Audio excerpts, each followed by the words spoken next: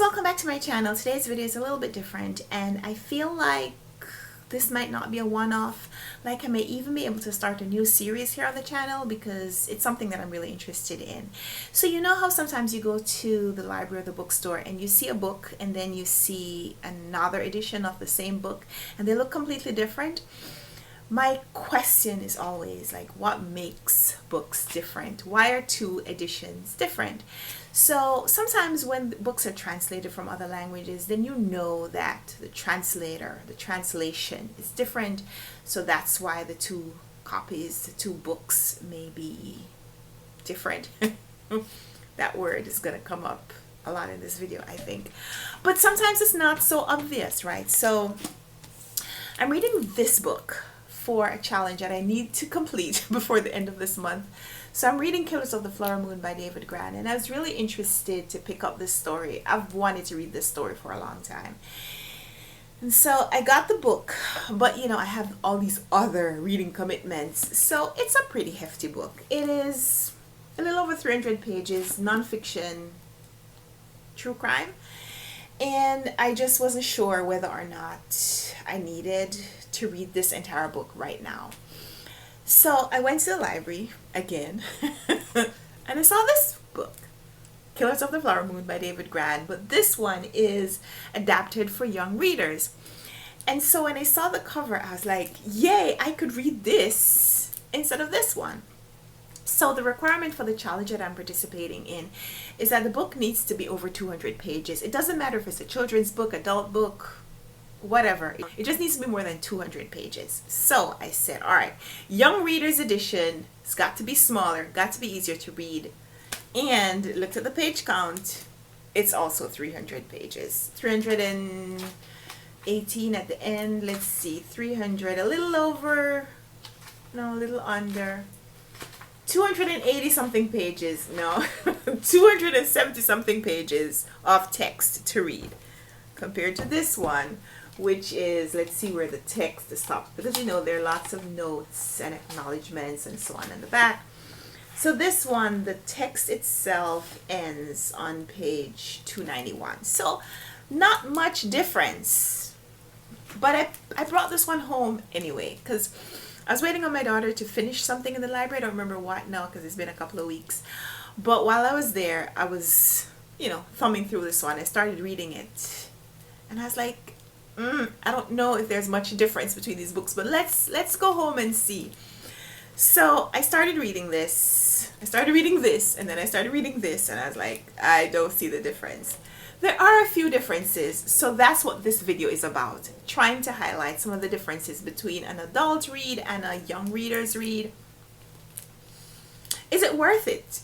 Is it worth it to read this one? Do you lose anything giving this one up and reading this one instead? So here's what I have found from the first chapter, just the first chapter, because like I said, I have a lot of reading commitments and I just don't have time to read both books in depth to see all the differences, but just quick comparison.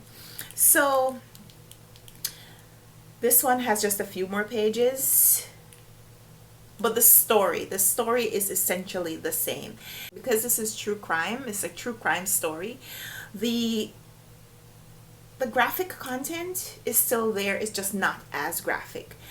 I want to say adapters, the people who have edited the book to make it more appropriate for younger readers, they have tried, I could see, to take out some of the things that may be jarring, some of the things that may be shocking, some of the details that would be disturbing. So the content is still there. Yes, we're still reading about in the first chapter anyway, about a young Native American woman who is killed, and the circumstances surrounding her being lost and her body being recovered, that kind of thing. So, you know, it's just kind of gruesome. The story itself is graphic. So the story in The Killers of the Flower Moon is about three daughters in a family in the Osage tribe in Oklahoma in 1921. So two of the daughters have been killed and the surviving sister is trying to figure out if there's something going on here. So a bit of the backstory of the Osage tribe is that Native Americans were put on reservations, and then the land that they were on is discovered to have oil, and so this Osage tribe is now very wealthy. All the members, the registered members of the tribe, are very wealthy, and they're wondering if they're being targeted because of their wealth. The social hierarchy is such that these wealthy Native Americans have whites working for them as servants, because there's just a change in the social order of the times. And because of that, there's a lot of prejudice. There are people who don't feel that these Native Americans should have this wealth to begin with, but that they have even white people working for them. Oh, horrors. So I'm taking language from the book. Don't come for me. So the book is dealing with prejudice and loss, and there is prohibition going on. So there is, illegal consumption or production and consumption of alcohol and all of that. So some really vivid descriptions are going to happen in a book that's going to adequately describe this time and what is happening.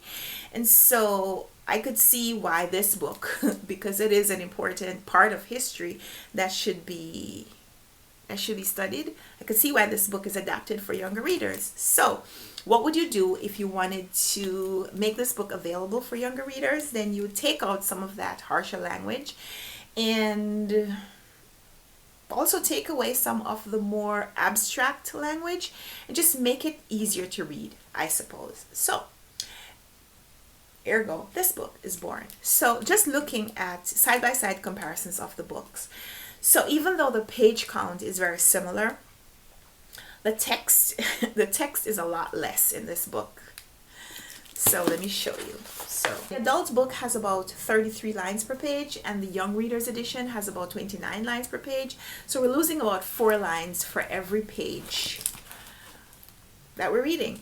So already I know it would probably take a lot less time to read this book.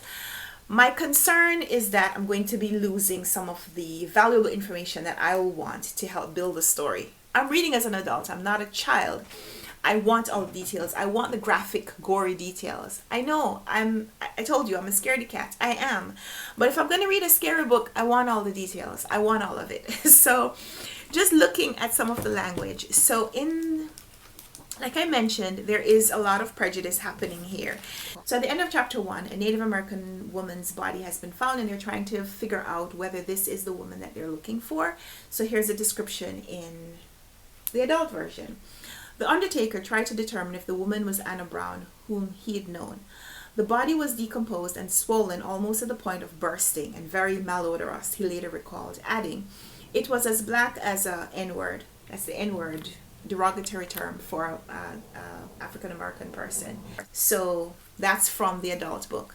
Here's the corresponding passage from the young readers edition.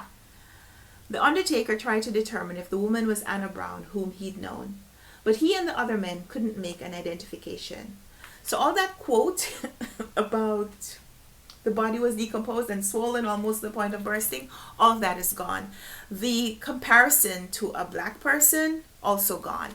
So yeah, you'll still get the gist of the story from here, but the details, lost in the editing. It's on page 7. We're reading about the description of the Osage families and Molly's life specifically. Although Molly didn't spend as lavishly as some of her neighbors did, she had built a beautiful rambling wooden house in Grey Horse, near her family's old lodge of lashed poles, woven mats, and bark. She owned several cars and had a staff of servants. The Indians, potlickers, as many settlers derided these migrant workers. The servants were often black or Mexican, and in the early 1920s, a visitor to the reservation expressed contempt at the sight of even whites performing all the menial tasks about the house to which no Osage will stoop. Here's the corresponding text in the Young Readers edition. Although Molly didn't spend as lavishly as some of her neighbors did, she had built a beautiful rambling wooden house in Grey Horse, near her family's old lodge of lashed poles, woven mats, and bark. She owned several cars and had a staff of servants. The servants on the reservation were often black or Mexican, and it goes on. And so you'll see that they omitted the elaboration about the Indians potlickers, as many settlers derided their migrant workers. That entire phrase is gone. So there are some details that are still included, still still a solid read about this time period, and this history, but a lot of the details are just lost in the editing. And that's fine, that's fine. Maybe we don't need those details in order to really investigate the history. So yeah, that's a side-by-side comparison of two editions of the same book. Let me know in the comments down below if you read young readers editions often, what your experience has been. So that was a little bit of a comparison between two editions of the same book. Let me know if you read young readers editions often, what your experience has been. If you enjoyed this video, let's chat about it. If you'd like me to do another comparison of two editions of a book, let me know that as well. So give this video a thumbs up if you liked it, subscribe if you haven't already, and until we come back for another video, happy reading, bye!